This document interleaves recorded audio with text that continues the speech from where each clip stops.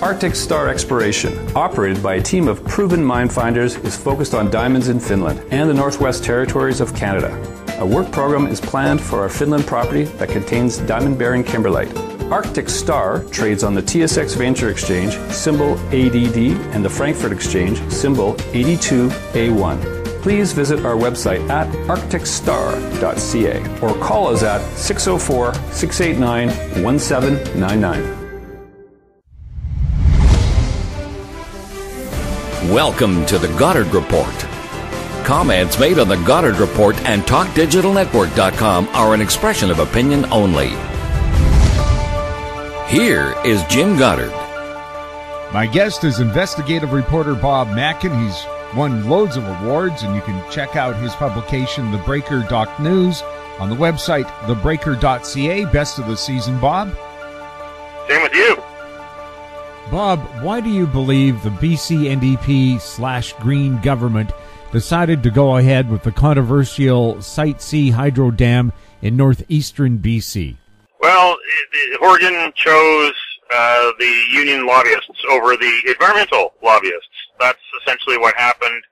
The Allied Council of BC Hydro unions that want more jobs and more revenue from those workers really twisted the arms of the NDP, and it's going to take us a few months until we get the actual reports from Elections BC of the donations for 2017, but this could be the biggest pay-to-play cash for access item going forward, even after the NDP banned corporate union donations. Well, the unions spoke with their money, spoke with their might, that they wanted this bill. They wanted more jobs, and they wanted more revenue and more union members. So that really is what won the day. That's what we'll find out as this comes clearer and clearer, even with the warnings from the BC Utilities Commission of the massive cost overruns, that this could end up being a $12 billion or more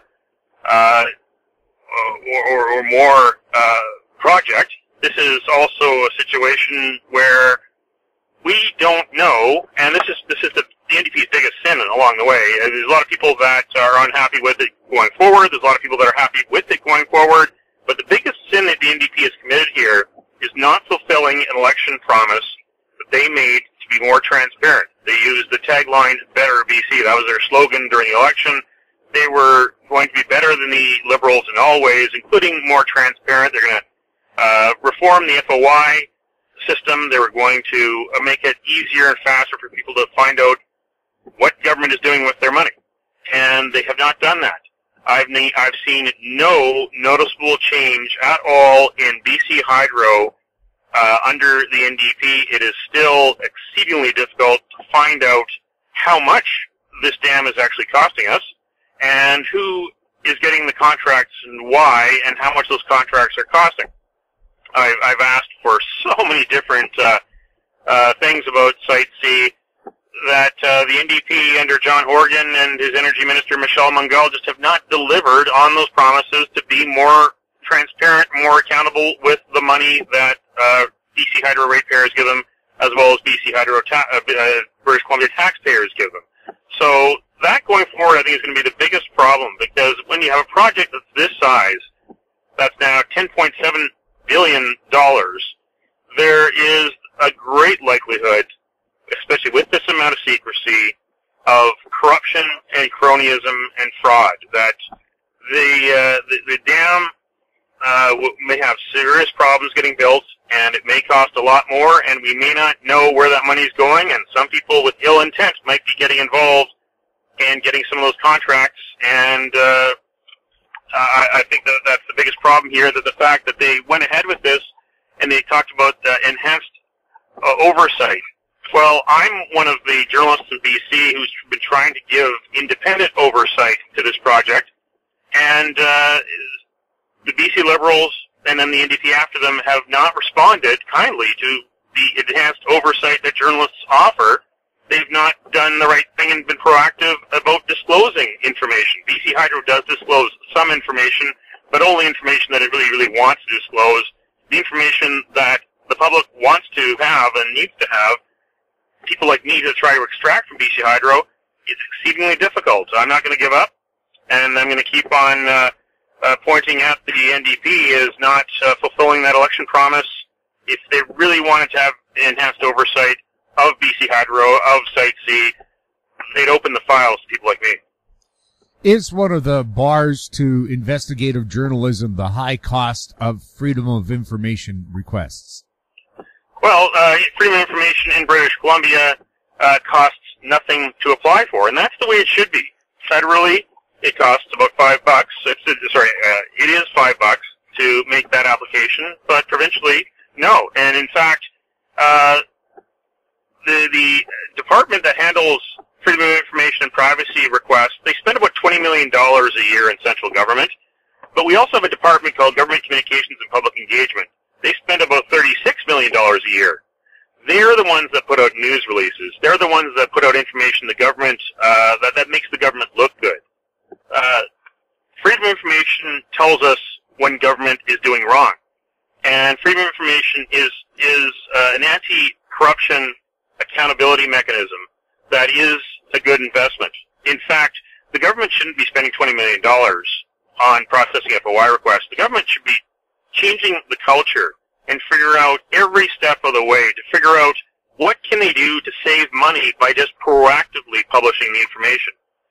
We've got a problem here where government wants to be deliberate with the information because of the political machinations that go on behind the scenes. That every day the party in power wants to, quote-unquote, win the news cycle. They want to look better in the news cycle than the opposition party. This is part of the permanent campaign, and they've, over the last couple of decades, have adopted a corporate communications style in order to make that happen. So they've doesn't matter which party's in power, has transformed government into more of a corporate style communicator, and the goal is to make the politicians look better and help them eventually win re-election instead of actually serving the people. Now, we've seen this happen, as you said, with other governments. Why or how can you change that kind of a culture if that now is the culture? We can wait until it all falls apart and there's a corruption scandal. Look what's happened in Quebec. Now we've seen what's happened with the Charbonneau Commission inquiry, forcing transparency, forcing politicians to remember who they serve and that they should be serving responsibly, because some politicians have been actually handcuffed and marched to jail and put into courtrooms. Or the public can rise up and say, no, that's not, you're wasting my money to keep information away from me. The public needs to support the media, support those in the media that are out there trying to dig away and get the information. And the public has to understand also that it's being lied to quite often, that this is what government does with its money, and this is how government is just not properly responding to the public's desire and the public's right to the information. This is, there is some information that everyone can understand, medical files, certain aspects of criminal investigations, that does need to be under a lid. But most information that government deals with on a daily basis can just be put out there so that the public can see. But of course, if that happens, then the public would start to ask questions and say, why are we paying so much and getting so little in return? Why can't we have better? And when the public wants better, then the public would also change the politicians. So this is a system that in many ways is built on incompetency and also helping those who don't want us to know the truth to hide the corruption. We'll have more with Bob Mackin right after the break. Glance Technologies owns and operates Glance Pay, a disruptive mobile payment technology now live in 16 cities in Canada and about to launch in the U.S. With revenues up 664% in the last quarter, Glance Technologies has the potential to be a worldwide leader in an industry projected to grow to $1.3 trillion in 3 years. Glance Technologies stock symbols are GLNFF in the U.S. and GET in Canada. Find out more at glancepay.com. Lotus Ventures Inc., is a BC-based medical marijuana company poised to launch into the rapidly evolving cannabis sector. Lotus is in the final review stage of the Health Canada approvals to become a licensed producer, having arranged facility financing of up to $12 million, plus building permits for its prototype indoor production facility. Shares trade under the symbol J on the Canadian Securities Exchange. Visit our website at lotusventures.ca. Welcome back. We're chatting with Bob Mackin. Bob, something that happened several years ago and it has been highlighted from what's happening in Alberta is back in the days of Ujjal Dosanjh as Premier, Ottawa upped the disability payments that it gave to BC for disabled people by $800 a month. The provincial government clawed it all back, saying we'll give them $800 a month in additional services. So to this day, people on disability in BC get about $700 a month. In Alberta, where they get the federal subsidy as well, it's $1,500 a month. Is this just another case of a classic government cash grab? Well, we're seeing what the NDP is going to do to return money to the people that are in most need. The big situation that did happen during the election was over the clawback of the bus passes. A major mistake that the BC Liberals made. The NDP has gone back to that system essentially with a few minor tweaks. But British Columbia, people that need the help in British Columbia versus Alberta, there is still a disparity. That those who are not getting the help are looking at and saying, well, should I be living in another province? I think that is definitely a problem, and I think that when you talk about federal funds being doled out, it really should be upon the federal government to make sure that there aren't have and have not citizens in certain provinces. And I can't understand why Albertans would have a better deal than British Columbians if you're one of those people in need, either a senior or a disabled person, other than the fact that Alberta does enjoy certain streams of revenue that British Columbia doesn't have, but that shouldn't make a difference when it comes to the equality of citizens around the provinces. Bob, going back to Site C and the grizzly bear hunt, was the ban on grizzly bear hunting a political bone thrown to environmentalists to try to smooth over the rough feelings over the Site C approval? It certainly looks to me like it was. Now, it's not a surprise that the NDP had decided to make this decision. It was one of the promises that they made in their election campaign. The timing of it, though, is suspect. A week after Site C, I kind of joked about it, that if you look at the order in council, they've taken out the word grizzly bears, but they've left the words lynx and black bears in there. So you're still free to hunt with your hunting license for lynx and black bear, but not grizzly bear anymore. So grizzly bears can have a better Christmas and better 2018, but there's still other species that wish that they had as much popularity among the public, and a political party that was backing them. Of course, the guide outfitter industry is crying foul, saying that there's only 300 or so grizzly bears that are hunted a year in British Columbia. But it looked like it was politically convenient, but again, it was something that was promised by the NDP. Still, they got many more promises to get through, and we're coming close to the budget in February, where British Columbians are expecting broad new measures. Well, also, too, if the guide outfitters are worried about business, why don't they just switch to showing people where the bears are and taking their pictures? Well, there's that school of thought, too. Of course, the people who use cameras don't statistically spend as much money as those who are the big-time hunters. People who are hunters spend a lot of money on equipment, on their gear, a different demographic that doesn't mind spending more.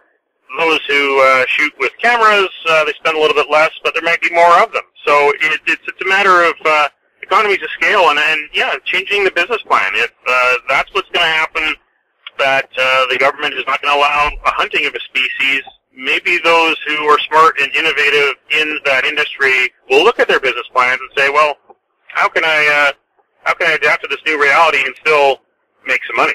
We'll have more with Bob Mackin right after this. Hi, I'm Douglas Mason, President and CEO of Magnum Gold Corp. Inc., MGI on the TSX Venture Exchange. A 2015 drill program on the LH property intersected high-grade gold, including 16.9 meters of 13.58 grams and 11 meters of 20.66 grams per ton gold. A follow-up drill program is planned to further evaluate previously identified subsurface high-grade gold mineralization. Please visit our website at magnumgoldcorp.com. In Goddard we trust. Welcome back. We're speaking with Bob Mackin. Bob, do we know what the new transit projects for the Lower Mainland will eventually cost us? We don't, and that's because the mayors in every community have been keeping a very dirty secret, as well as TransLink. They told us back in 2014 what the cost would be, under $2 billion for the Broadway subway, and about $2.3 billion for the Surrey LRT. Those went up a little bit, over $2 billion each. About 2.6 or so was the latest estimate for the Surrey LRT a couple of years ago. But last year, in 2016, they were updated. I've got some documents from TransLink that show that the mayors were updated and given a new estimate. And there was again a new estimate this year in 2017. Now, TransLink is putting together a business case to try to get the NDP government to rubber stamp funding for it, but they won't say how much that is. All they're saying is that there is cost escalation because of the currency. The Canadian dollar is weaker than it was when this was originally costed out several years ago, and there would have to be expenditures in U.S. dollars on equipment, some materials. There's also labor scarcity. You spend more for labor now than you had to a few years ago. And the price of land. These projects will require some purchasing of land, and that has all come together in a perfect storm of increased prices. So we're going to find out sometime in the new year how much more these projects will cost us, and it's not going to sit well with the public. That is why the politicians right now and their spin doctors are very careful about keeping this dollar figure secret. The documents that I did receive and published a story about it on the Breaker.news do talk about communications plans on how to bring this to the public, to try to show the public why the costs have increased, what's going on with the projects.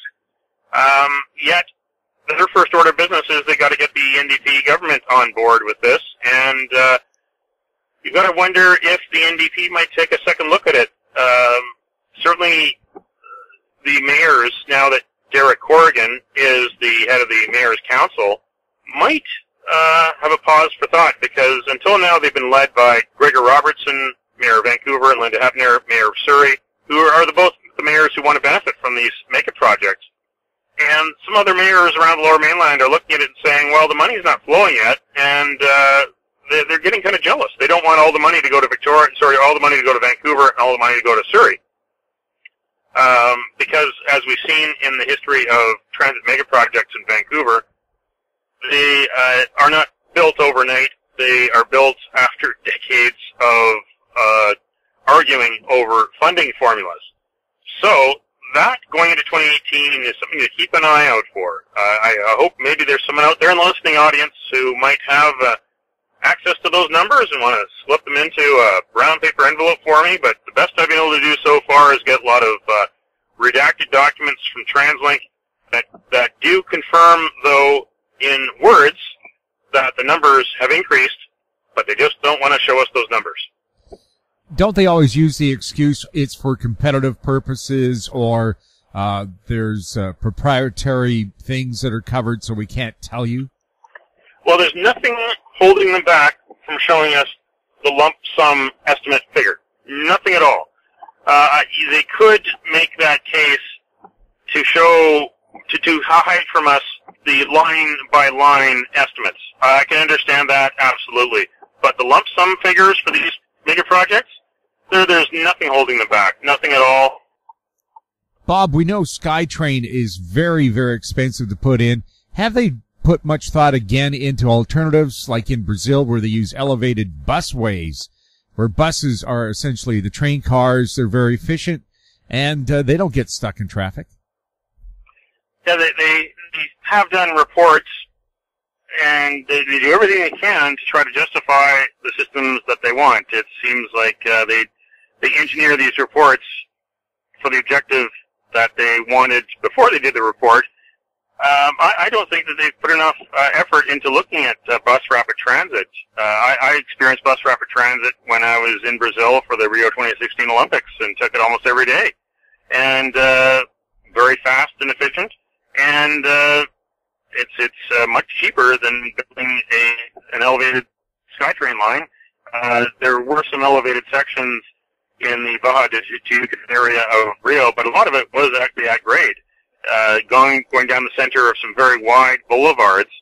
And I think that's a system that is not very well used in North America, not necessarily well used in Europe either. It's something that a lot of people aren't quite familiar with. A lot of British Columbians, travel elsewhere in the world and go to Toronto or New York subway or London subway or experience other types of rapid transit, but don't experience bus rapid transit. I was surprised how smooth that was and how quick it was and how versatile it was. This is a system that would cost a fraction of what SkyTrain would.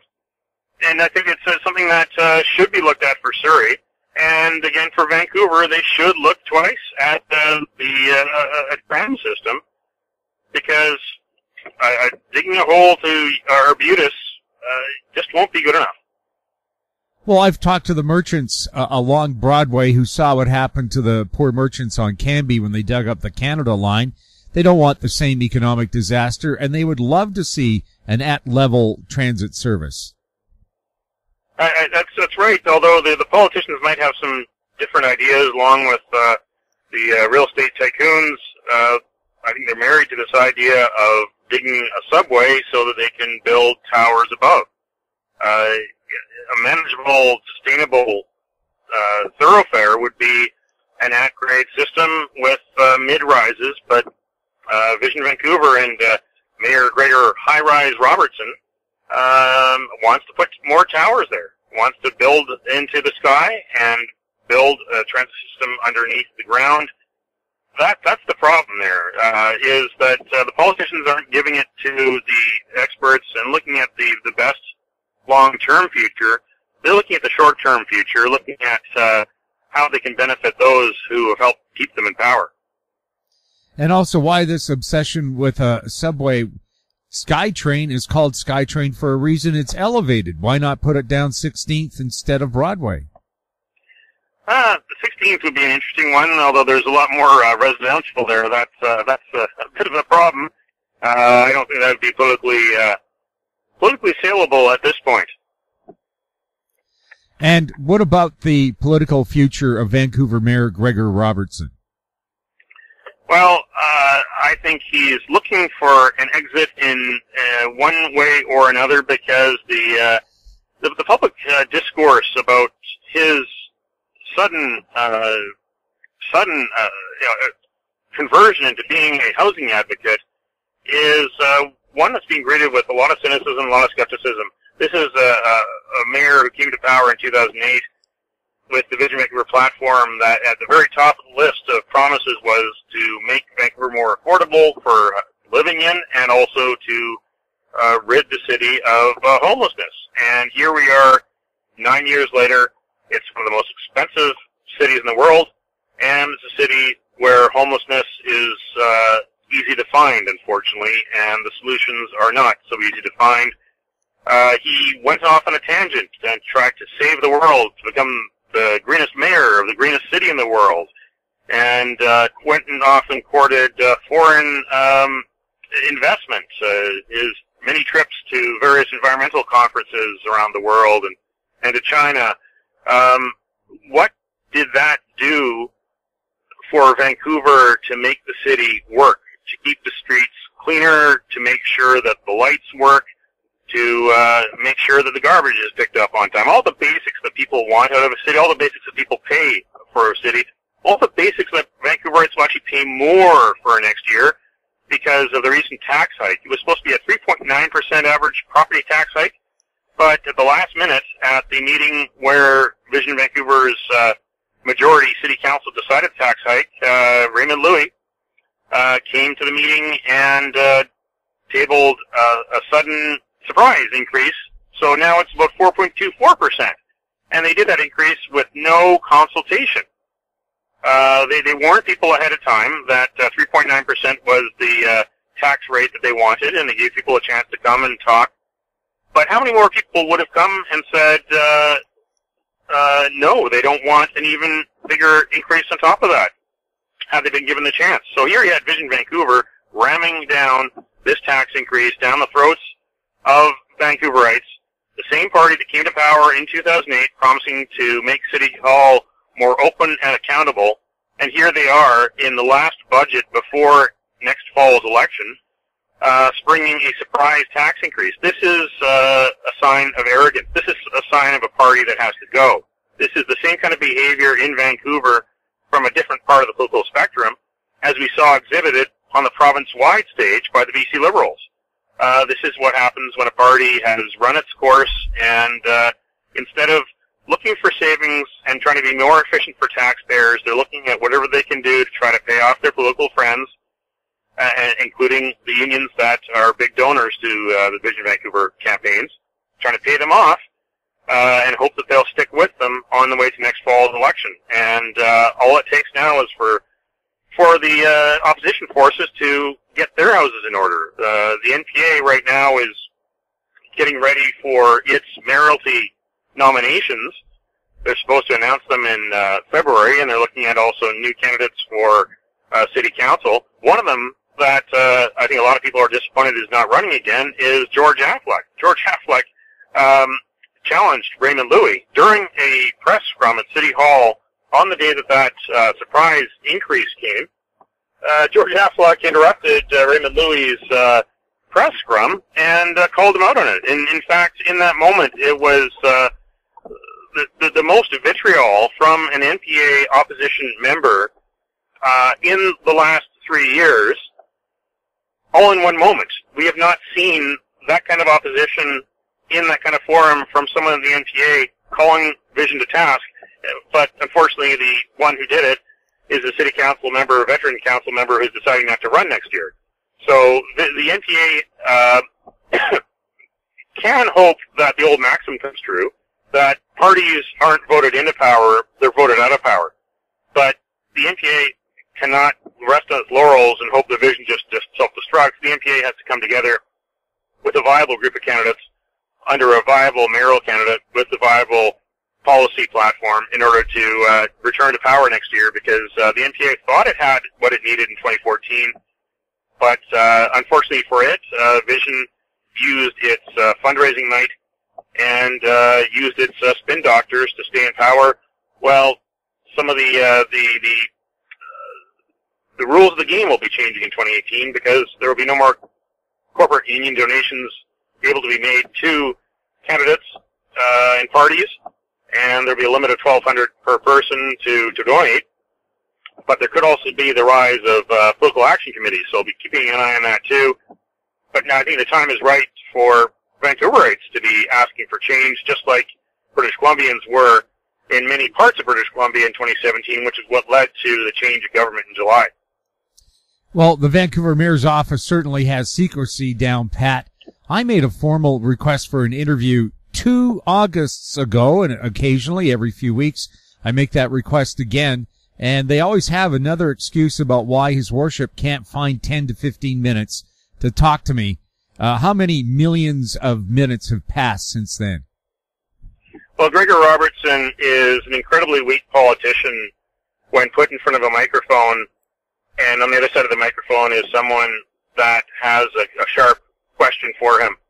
And his people know that he's very poor in his feet, and his people know that he would rather be photographed with his mouth closed instead of challenged with a question. We saw it actually during the 2014 election when he was challenged by Kirk LaPointe, the mayoral candidate for the NPA, at an all-candidates meeting.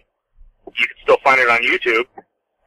How, at the time, Kirk LaPointe, a veteran journalist who became a political candidate, challenged Gregor Robertson on a scandal that had happened about a pay-to-play scandal, union donations, and a promise to the union that if Vision had won the election as it did, that the union would not be subject to privatization. And you can find that on YouTube, and it's quite a fun clip to see because here you had the veteran politician, Mayor Gregor Robertson, running for re-election, and essentially stumbling over his words, speechless, didn't know what to say, and that was an embarrassing clip for Gregor Robertson in his election campaign. So it's not surprising. They keep him very cloistered. He's a different kind of mayor than we see in other parts of Canada, other parts of North America. I mean, just over the Rockies in Calgary, Mayor Aidan Enchi is a breath of fresh air.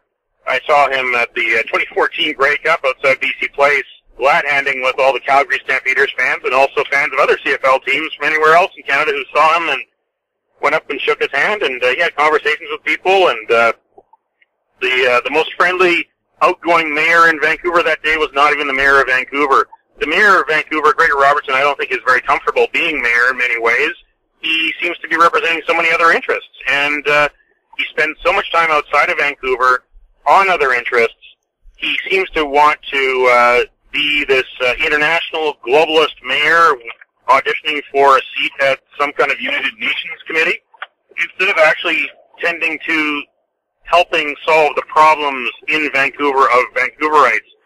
I think once he does get out of the mayoralty, I think Vancouverites will look at this and wonder, how did he stay in power for so long?